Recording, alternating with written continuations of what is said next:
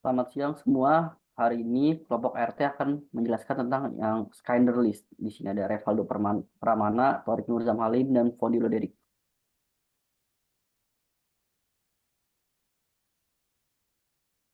Schindler's List adalah sebuah film drama sejarah yang menceritakan kisah Oskar Schindler, seorang pengusaha Jerman yang pada awalnya mengambil keuntungan dari Perang Dunia II dengan memperkerjakan orang Yahudi sebagai tenaga kerja murah.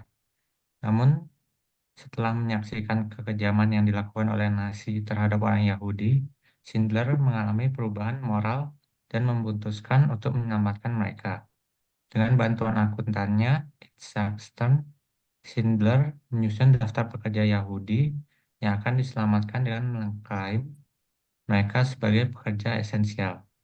Dia menggunakan seluruh kekayaannya untuk menyuap pejabat Nazi agar bisa melindungi pekerjanya dari deportasi ke kamp konsentrasi.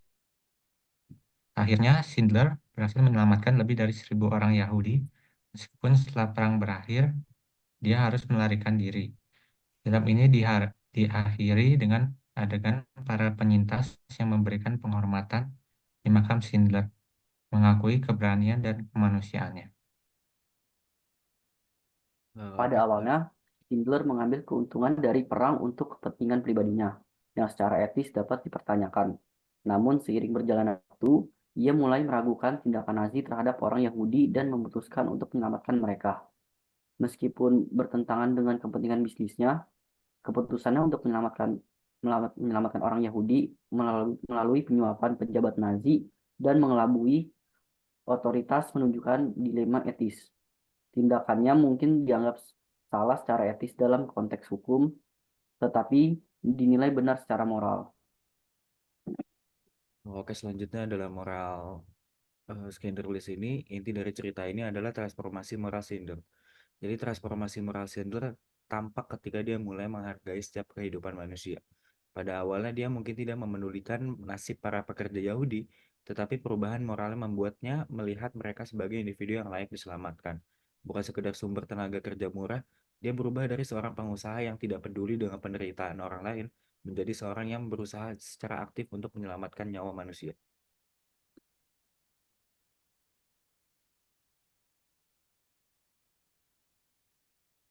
Berikutnya, hukum dalam film Schindler's List.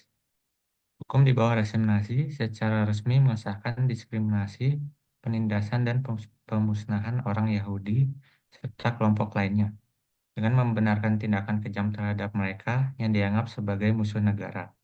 Dalam konteks ini, tindakan Schindler yang melanggar hukum Nazi dengan menyelamatkan orang Yahudi dianggap ilegal dan berpotensi mendapat hukuman berat jika terbongkar. Di sisi lain, setelah perang, hukum internasional mengecap tindakan genosida dan kejahatan perang yang dilakukan oleh Nazi.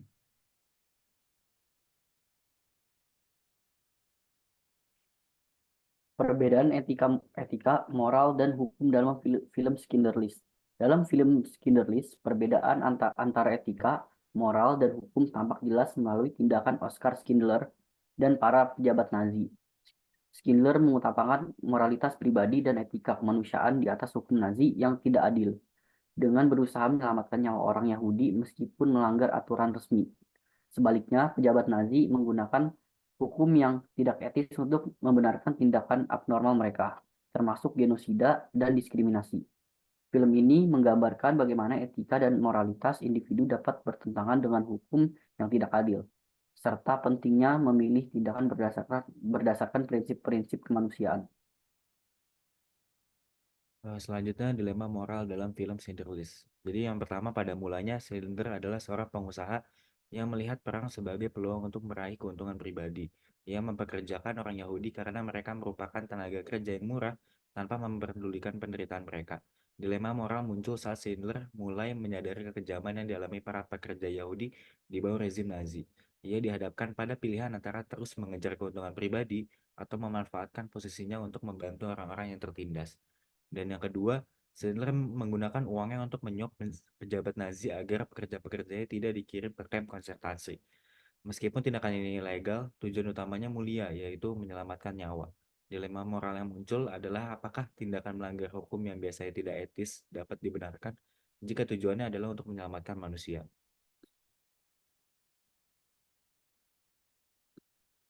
Terakhir, kesimpulan dari film Schindler's adalah bahwa bahkan di tengah kegelapan dan kekejaman ekstrim, individu memiliki kemampuan untuk melakukan tindakan moral yang luar biasa.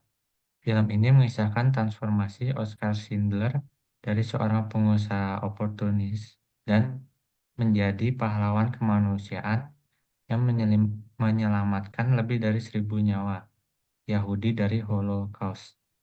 Cerita ini menyoroti pentingnya keberanian, belas kasih, dan tanggung jawab pribadi, serta mengingatkan kita bahwa satu orang yang memilih untuk melakukan hal yang benar dapat memiliki dampak yang sangat besar, meskipun bertentangan dengan hukum dan norma yang tidak adil.